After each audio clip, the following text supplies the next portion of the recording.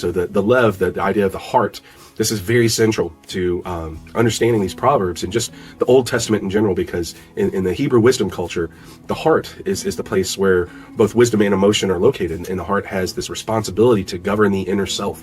When we first launched the channel, we did a big series on this whole idea of the heart, the Lev, but everyone will make decisions based on both things, their own thoughts and their own feelings. And a major part, they didn't have this terminology at the time, but the Lev is responsible for the emotional regulation.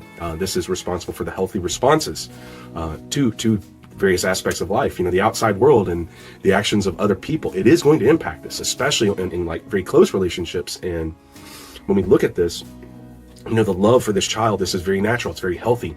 A detachment would be unnatural. And, like we talked about at the end of the Dad Talk, it hurts a lot when you see someone you love and care for make very poor life choices. And the more that you care about them, the worse it feels, which that's at the heart of this proverb, is this idea that, this is the investment of a father. He's going to feel this pain, amplified. And even though that is how things progress naturally, you still cannot allow this to become a constant state of your own emotional health. The technical term for this now, as we would call this, differentiation of self. And being too wrapped up in an unhealthy person, this is how you can form a codependent relationship. This is how you can live in somebody else's anxiety, and they'll call this emotional fusion. And healthy differentiation is something that you have to develop in life so that you don't get to this point where unhealthy people make you unhealthy also. And the biggest way to do this is to learn how to recognize, am I experiencing this, or does this belong to someone else? It's kind of a funny saying, but it's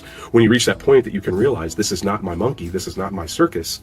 It makes differentiation a lot easier. And on the flip side, there's an unhealthy way to differentiate, which is to just go to complete and total detachment and to suppress your own emotions and not even talk about this, or to just break away. And that's not healthy, to just write your child off or whoever it is that you care about. But you need to recognize that there's the only person you can realistically change is your own self. And so that's where you really have to focus those type of energies, is on your own personal internal regulation. And when you see somebody who has settled into one of these like established character traits of a Kessil or a Naval, they've got this bad lifestyle, you can't change them, but God can. And that is, the Holy Spirit is what changes people. So you have to continue to pray for them. And, just like the Holy Spirit can move the sinner, to a redeemed believer, a saint, he can also move the fool to a wise person and teach and show them. This is where you get the idea of a change of heart.